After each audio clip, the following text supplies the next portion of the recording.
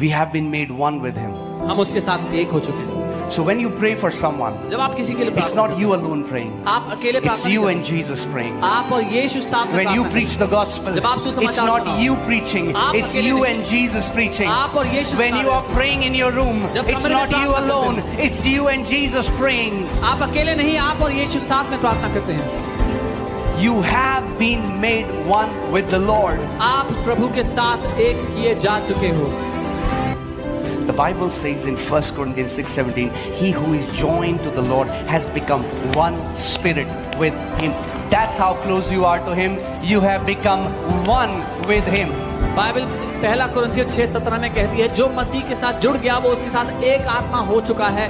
आप इतने करीब हो मसीह के साथ कि आप उसके साथ एक आत्मा बन चुके हो। So where is this far feeling coming from? तो ये दूर होने की भावना कहाँ से आ रही है? From your soul that has not yet been renewed. आपके प्राण से जो अभी नया नहीं हुआ। Now what do? We develop this consciousness. हम क्या करते हैं? इस चेतना को मजबूत करते हैं। You call it righteousness consciousness, you call it Christ consciousness. You are now conscious that now Jesus is in me. I am not alone. Whatever I do, I'm doing it with him.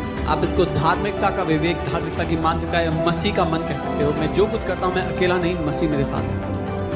We were crucified with him. हम क्रूस पर चढ़ा गए We were उसके साथ। buried with हम him. उसके साथ गाड़े We गए। were resurrected with him. उसके साथ We पुनरुत्थानित were किए गए। seated with him. उसके साथ बैठाए We are गए। ruling and reigning with उसके him. साथ राज्य प्रभुता कर रहे हैं। That's the gospel. ये सुसमाचार। Who gets this revelation in their spirit walks in absolute dominion. कोई भी विश्वासी अपनी आत्मा में जब ये प्रकाशन पा लेगा तो वो प्रभुता में चलने लगेगा। Do you know why? Because one of the biggest weapon that devil has is accusation and condemnation. सबसे बड़ा हथियार जो शैतान के पास है वो दोष लगाना, दोषी ठहराना है। He will keep telling you, वो आपसे कहता you रहेगा, are not enough.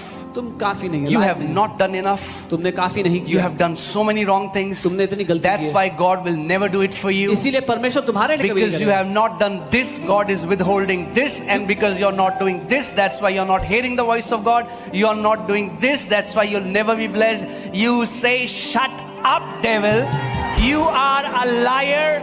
I am perfected by the blood of Jesus. क्योंकि तुमने ये नहीं किया इसलिए तुम्हें ये नहीं मिलेगा, क्योंकि तुम ऐसा नहीं करते इसलिए परमेश्वर की आवाज नहीं सुनते, क्योंकि तुमने ये नहीं किया तुम्हारे साथ ये नहीं होगा। आपको कहना होगा, शैतान चुप कर, मैं सिद्ध हो चुका हूँ यीशु के लहू के द्वारा। Amen.